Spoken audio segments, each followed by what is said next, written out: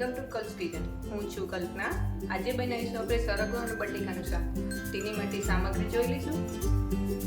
2 medium size ટામેટા, 3 medium સાઇઝના બટેકા, 1 medium size ડુંગળી, 8 લસણની કળી, આદુનો ટુકડો, 4 લીલા મરચાં, મીઠા લીમડાના પાન, લાલ મરચું પાવડર, હળદર પાવડર, પિંચ ગરમ મસાલો, ધાણા જીરું, કસૂરી મેથી, મીઠું, રાઈ, 1 ચમચી બેસન, 2 ચમચા તેલ, 250 ગ્રામ સરગવો.